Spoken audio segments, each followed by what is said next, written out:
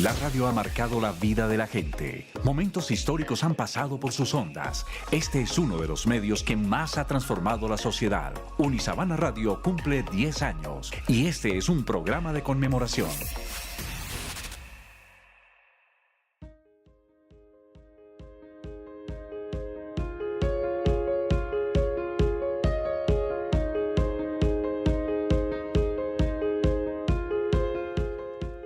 Hola a todos nuestros radioescuchas y bienvenidos a esta edición especial de Radar Mundial, en donde festejamos los 10 años de Unisabana Radio. Estamos de cumpleaños supremamente emocionados y hoy en esta super edición especial, que además yo sé que les va a encantar, tengo una mesa de trabajo supremamente divertida. Lo vamos a pasar muy bien, sin contar a nuestro máster, Andrés Páramo, muchísimas gracias. Entonces me gustaría que se presentaran para que todos sepamos quién estamos aquí dando la vida. Entonces, María Fernanda, hola, ¿cómo estás? Hola Alejandra, muy contenta, contentísima de estar acá en Radar Mundial ejerciendo mi profesión que me apasiona tanto, el periodismo. Y nada, espero que lo disfruten todos ustedes oyentes que me están escuchando en este momento. Yo sé que nuestros oyentes, nuestra familia lo va a adorar. Y ahora Sebastián, hola. Hola Alejandra, ¿qué tal? ¿Cómo están todas las chicas? Máster, me siento muy emocionado también. Estoy haciendo algo que no había hecho antes, entonces estar aquí sentado frente a un micrófono es algo realmente emocionante y pues esperamos llevarles un buen rato a todos los radioescuchas. En el otro lado de nuestro radar nos encontramos con Johabed. ¿Cómo estás? Hola Alejandra, estoy dichosa de encontrarme en este momento con ustedes, y también pues claro, este programa va a ser increíble y sé que la vamos a disfrutar muchísimo. Y detecto la presencia de un alma más en este lugar. ¿Cómo estás, Lisette? Alejandra, ¿cómo estás? Emocionada de estar aquí en este Radio Radar, hablando acerca de la historia de la radio y emocionadísima también porque estamos celebrando los 10 años de Unisabana Radio. Los 10 años que llegaron con toda además y que hoy nos vamos a focalizar no solo en Unisabana Radio, sino en la radio en general, en este mundo tan lindo que nos ha mostrado tantas cosas y enseñado otros mundos. Y en específico vamos a estar hablando de la propaganda política en la radio y nos vamos a focalizar en su época dorada, principalmente Primera y Segunda Guerra Mundial, donde no solo nacía la propaganda, sino también se estaba esparciendo todo este tema de la radio que llegaba a los hogares y a la intimidad de los familiares. Entonces, todo el tema también de la campaña política, cómo comenzaron a hacerlo y cómo comienza a unirse con otras ramas como la política, como la psicología. Entonces, muy emocionante este programa. Sí, Lisette, tienes razón, nos va a enseñar muchísimo, no solo a nosotros, sino a todos los que nos están escuchando. Entonces, nuestra primera parada en el mundo y además en la historia será como era de esperarse en Gran Bretaña. Que tiene además famosas locuciones de sus reyes y de sus primeros ministros. Entonces, María Fernanda, cuéntanos qué podemos saber. Claro que sí, Alejandra. Aquí hay dos grandes padres de la radio en esta época principal, Rey Jorge VI, Primera Guerra Mundial, ¿no? Sí, señora, así es. Estamos hablando de Winston Churchill, su mano derecha en la Segunda Guerra. El primer ministro, protagonista en la Segunda Guerra Mundial, lo vimos en fotos con estos ganadores de la Segunda Guerra Mundial y que apoyó tanto también a la propaganda política en radio. Pero cuéntenos más, María Fernanda. Claro. Mira, la GS1 fue una emisora falsa, ¿no? Esta emisora fue creada por los ingleses para utilizar lo que se conoce como el judo psicológico. Utilizaban el poder de Hitler, utilizaban la fuerza de su enemigo para así desmantelar como todas estas mentiras, como toda esta manipulación. Aunque también se hacía con manipulación, no estamos aquí hablando de manipulación por la radio, manipulación política. Entonces la finalidad era usar la radio en contra de los propios alemanes para que su pueblo dejara de creer en lo que decían. Claro, exacto. Esta emisora se transmitía en francés, era para territorio francés, para territorio alemán, en Francia. Claro, de la Francia ocupada. Exacto. Claro, esto obviamente despertaba como ese sentido revolucionario en contra de Hitler que pretendía él que nunca se iba a despertar. esto era muy importante, ¿no? Es algo que muy pocos sabemos. Sí, claro, y es súper bueno que lo traigas a colación para ver que la propaganda no solo se utiliza para convencer a la población, a su propia población, sino también a otras poblaciones de qué es lo que está sucediendo y manipular o persuadir a la opinión pública. Sí, claro.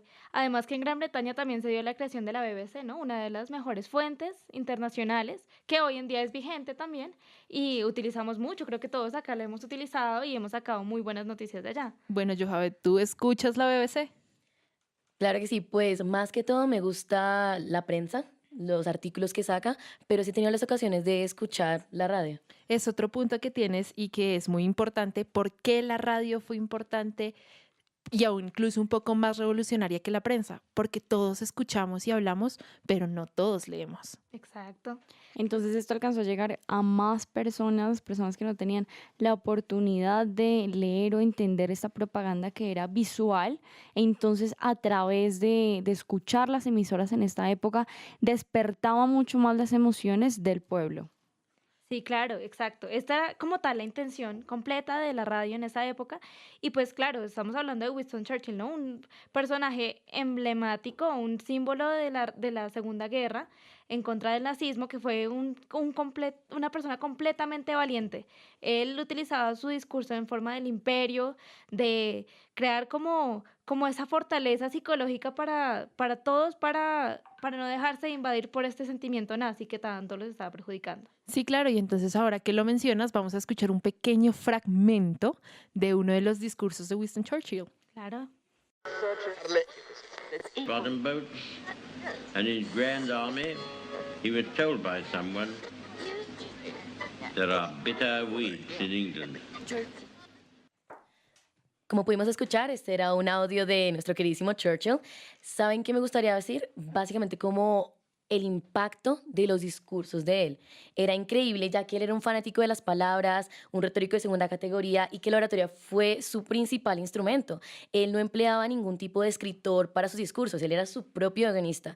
Es algo que es muy admirable, además de su lenguaje que se destacaba por ser como romántico, prolijo, que tenía un lenguaje hasta pasado de moda para su época, 1940, pero que siempre fue un entusiasta y usó de él en la mejor manera. Tienes toda la razón, Johavet, y es un dato muy importante porque además los radioescuchas, eso es lo que sienten, las palabras, lo que dicen. Y no solo eso, sino que también había como una guerra de poderes, porque precisamente estos personajes históricos en el momento tenían muchísima influencia sobre la sociedad, entonces tener que enfrentarse contra personajes como Adolf Hitler, como Joseph Stalin o como de pronto el presidente o dictador de aquella época en Italia, Benito Mussolini. Muchas gracias. Era pues algo que se necesitaba hacer de manera muy efectiva. Sebastián habla de algo muy importante y es este contraste de estas dos grandes ideologías que habían en la época, que además son literalmente los padres de la propaganda radial. Claro, voy a hablar un poco de Dennis Demmler. Es un periodista británico que estuvo de la mano de Hitler, pero pues fue como trabajando para la GS1. Este periodista se la pasaba, como dicen vulgarmente, como dicen coloquialmente, para arriba y para abajo con Hitler, y pues muchas veces lo acusaron de ser nazi. Pero pues en realidad esto fue como un espía, él fue un espía, ¿no? Para desmantelar todo su odio y toda su corrupción que llevaba por dentro. No, y es súper importante lo que dice.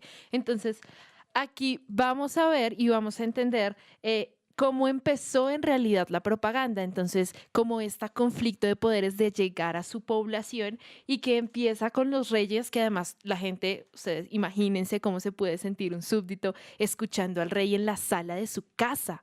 Eso llegaba directamente a la intimidad y por eso es que la propaganda radial es muy importante también. Llegaba directamente a la intimidad de los radioescuchas, a sus hogares y a sus familias.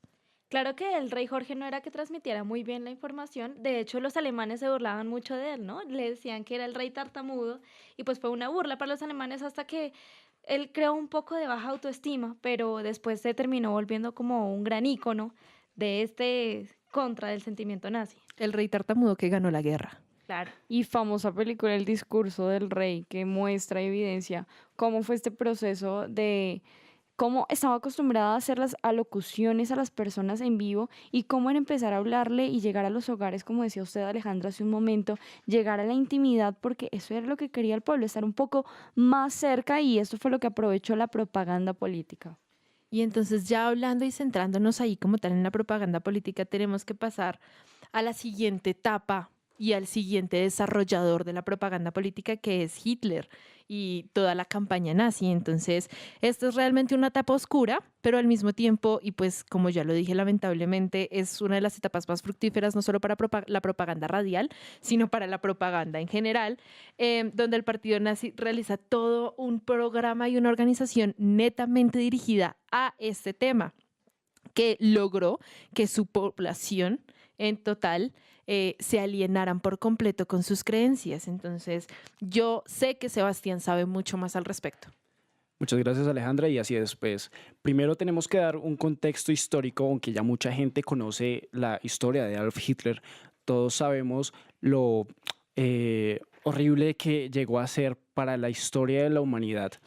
Y pues Adolf Hitler conocía muy bien esos recursos que utilizaba en los discursos, y se llegaba a exaltar de un modo mesiánico, de venderse a su pueblo como un tipo de héroe, ese típico caudillo que llegamos a tener también en Latinoamérica, ¿no? Claro, claro, y es súper importante también conocer cómo era su proceso discursivo, así que vamos a escuchar también un discurso de Hitler, ¿por qué no? Ihr seid heute hier in dieser Muschel nur ein Ausschnitt dessen, was außer ihr über ganz Deutschland steht. Und wir möchten nun, dass ihr, deutsche Jungen... Como nos podemos dar cuenta, en ese tipo de discursos se utiliza esa voz que conmueve, que genera pasiones en las personas que las escuchan. Las personas llegan a tener esa necesidad de seguir a un líder, ese líder de la Alemania nazi. Además que también vendía las ideologías de la salvación en contra del yugo judío, como decía él, y creaba ese enemigo común para que la moral del pueblo alemán estuviera muy alta. Tocaste otras de las reglas fundamentales para la propaganda: tener un enemigo común, poder decirle fácilmente a tu población en qué estamos peleando en contra. Y lo hicieron perfectamente los alemanes. Tenían claro cuáles eran y cuáles iban a ser cada uno de los pasos a seguir al respecto. Y tenían clarísimo también que uno de los instrumentos más efectivos para mover masas era el miedo, que a través del miedo se llegaba a más población y sobre todo se llegaba a generar conciencia y a generar movimiento, un llamado a la acción. Es ahí cuando entra la figura de Joseph Goebbels, quien fue el ministro para la ilustración pública y la propaganda de la Alemania nazi, sobre todo en la Segunda Guerra Mundial. Él estuvo siempre muy cerca a Hitler, era un antisemita declarado, igual que Hitler, y además tenía muy buena oratoria. También, pues bueno, él terminó con su vida el día siguiente a Hitler, se suicidó el 1 de mayo de 1945, y además, pues bueno, llegó a ser canciller durante ese día, luego de la muerte de Hitler. Pero pues bueno, ya con su muerte, Alemania pasó a manos de los ganadores de la guerra. Pero al pan pan y al vino vino eran muy malos, porque sí se portaron muy mal históricamente, pero eran increíbles oradores, eran genios de la comunicación. No sabían, o sea, tenían claro exactamente cuáles eran sus conocimientos. Y Johabed, por ejemplo, ¿tú qué podrías decirnos? ¿Cómo podrías comparar esta propaganda política con la propaganda que se hace actualmente? Claro que sí. Bueno, en esta época también podemos mirar que Hitler desmilitaba los gobiernos de otros países, decía que no tenían amor por su país y digamos la propaganda actualmente también como que entiende ese sentido de el amor por la patria, de los valores, de básicamente, bueno, él tenía digamos que vendado a su pueblo, pero actualmente como que se intenta todo el tiempo como que estar dando información y que todos estemos muy actualizados. Sí, a veces se siente como un retroceso, ¿no? Como que en vez de avanzar en propaganda política nos estamos volviendo a las bases que no necesariamente son tan productivas, María Fernanda. Claro que sí, Alejandra.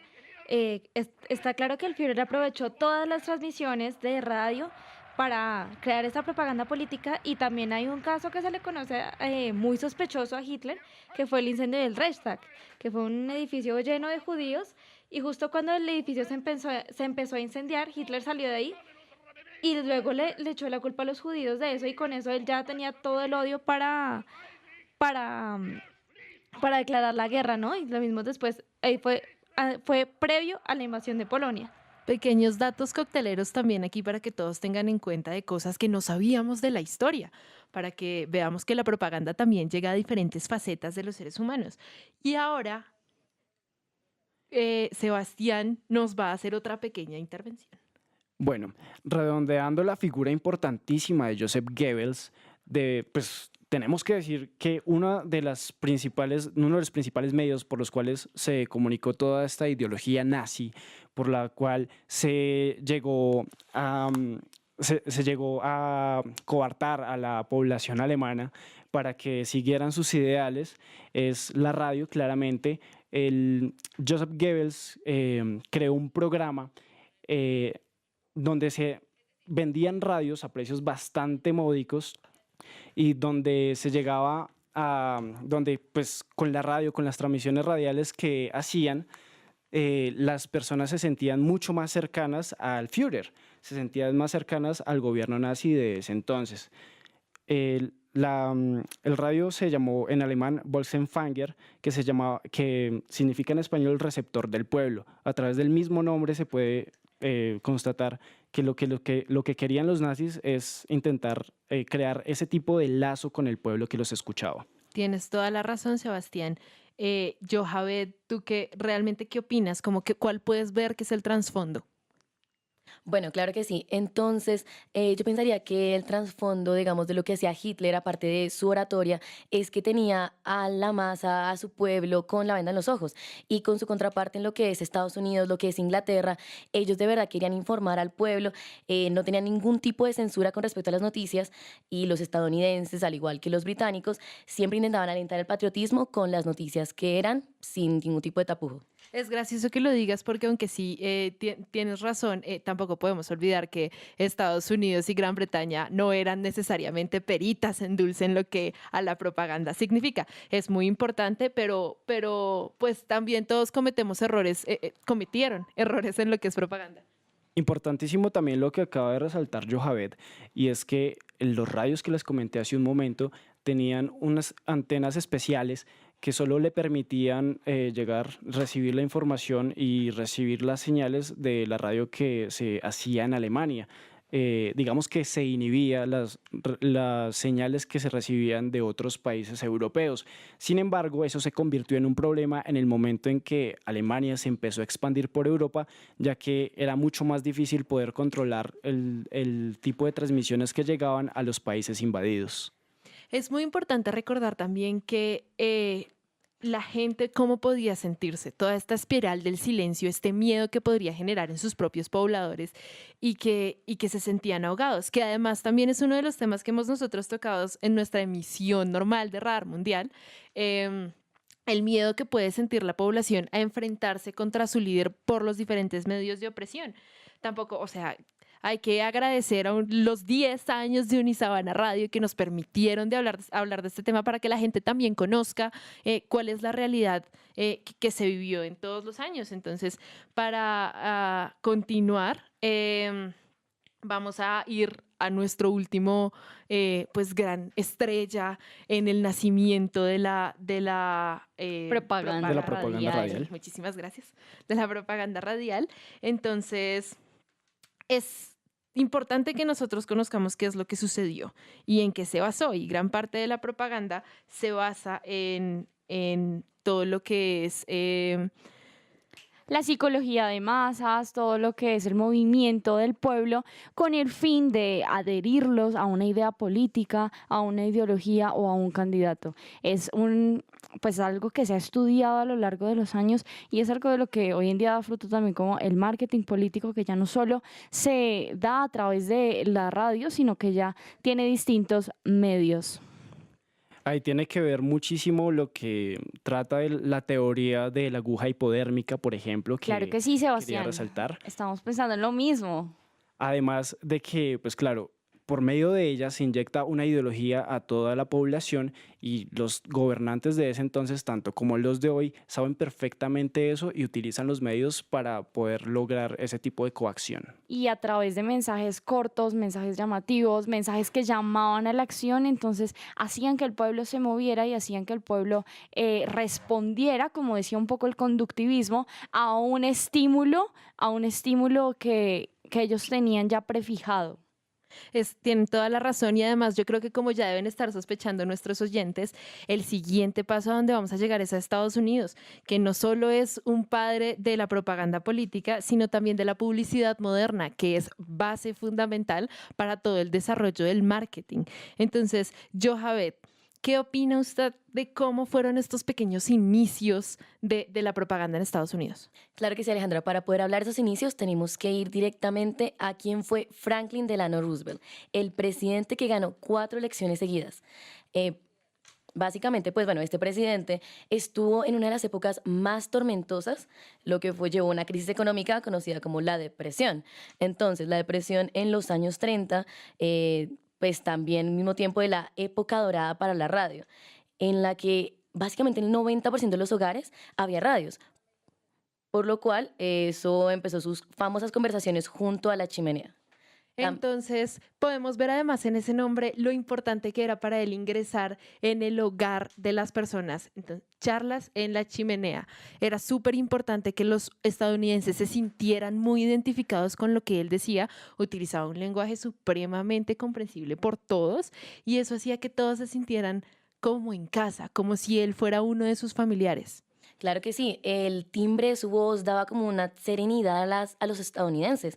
También como que estas personas, por el mismo nombre lo indica, se sentaban alrededor de la radio y era como si la presencia de su líder estuviera con ellos. Sentían su voz y se sentían identificados con este discurso político.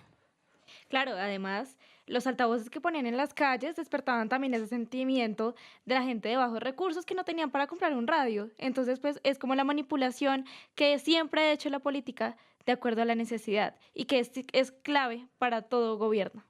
Aunque también pues lo de los altavoces se logró ver mucho más en Europa, ya que Estados Unidos no vivió la guerra como tal.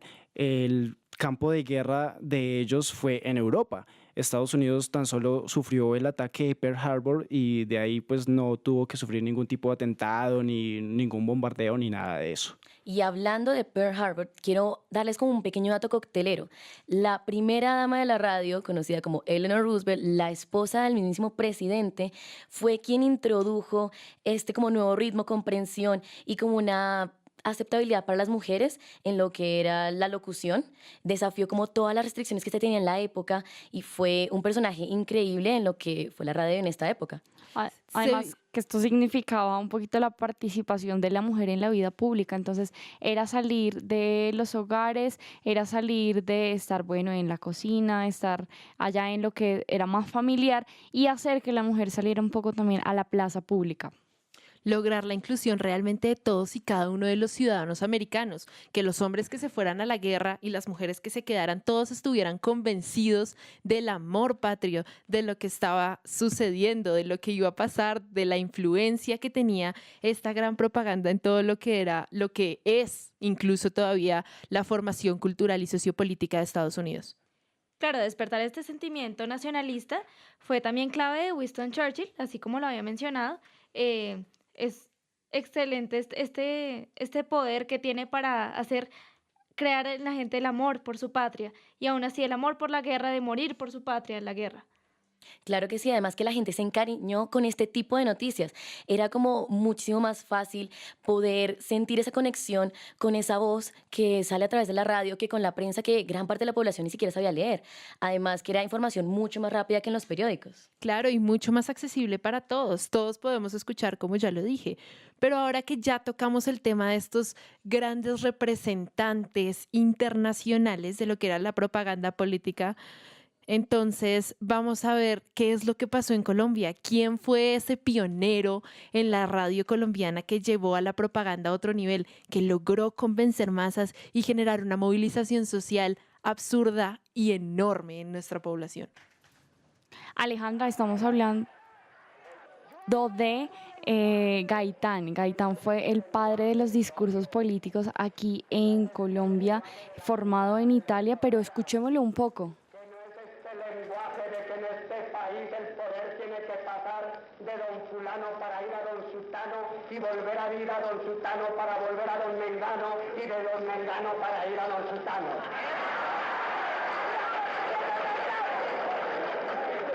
Yo no hablo ese lenguaje de toda esta gente cobardona que unas veces... Cuando uno escucha este tipo de discursos, obviamente ya no nos llega de la misma forma a la que le llegaba a la población de ese entonces, pero aún así uno siente ese cosquilleo por el cuerpo, ese amor patrio que producía, ese orgullo por el cambio, por querer generar algo diferente, que Jorge Eliezer Gaitán, pues además de que no solo abanderaba, fue el mayor exponente de lo que quería ser un caudillo amante de la propaganda política en Colombia. Formada en Europa también, dicen quienes escriben acerca de él que admiraba a Mussolini, la manera en la que también decía sus discursos. Entonces Gaitán logra mover masas, hay numerosas fotos y se han escrito muchos ensayos y artículos de la Plaza de Bolívar llena en esta noche y con todas las velas proclamando una diferencia en Colombia. Entonces esa capacidad de llegar a la gente movilizó masas, Sebastián. Y no solo, o sea, podemos hablar de la gente en Colombia, pero es que esa gente era principalmente trabajadores, gente que no tenía tal vez los suficientes recursos como para poder tener una importancia política y económica en el país y que por eso se sentían, por decirlo así, identificados un poco con el mensaje que decía. Así es, y pues obviamente lo que tú decías con las velas, también muchas otras veces ondeando trapos blancos o rojos en referencia al Partido Liberal, fue un hito muy importante para la historia de Colombia.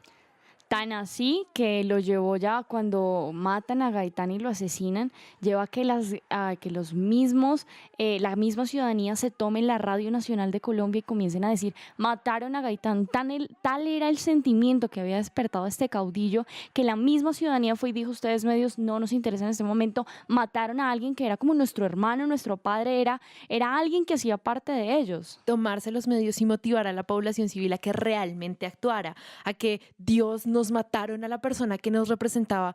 ¿Qué vamos a hacer al respecto? Eso en realidad no se ha visto muchas veces en la historia de Colombia, esa identificación con un hombre que realmente representaba el cambio como Jorge Eliezer Gaitán.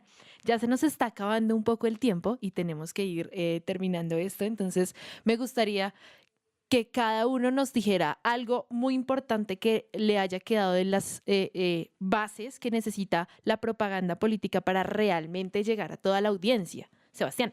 Entendemos que todos estos personajes históricos, grandes personajes históricos, utilizaron el medio de pasión, el medio sentimental para poder llegarle a las masas y lo lograron perfectamente. Johabet. Claro que sí, pues también lo que es la confianza, la seguridad, el llegar directamente a las pasiones de las personas, a poder conectar, llegar a la intimidad de los hogares y poder estar en esa conversación uno a uno con nuestros interlocutores. María Camila.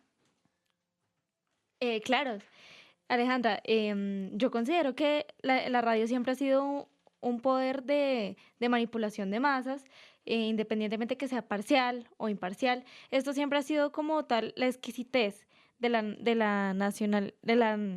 sentimiento nacionalista que ha despertado en toda la población. Y pues nada, seguiremos escuchando radio hasta el día de nuestra muerte porque es de verdad algo increíble.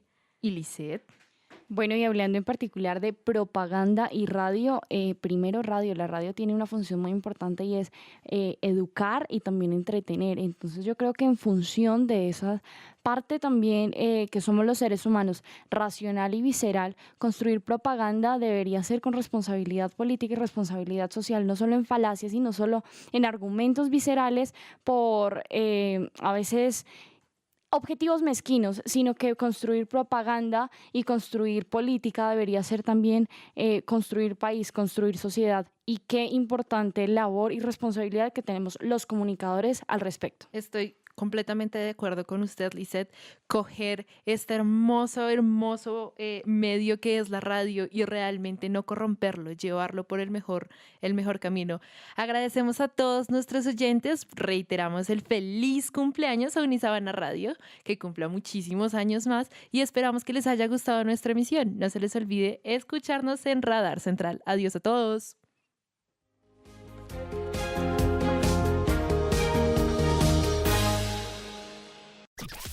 La radio ha marcado la vida de la gente. Momentos históricos han pasado por sus ondas. Este es uno de los medios que más ha transformado la sociedad. Unisabana Radio cumple 10 años y este es un programa de conmemoración.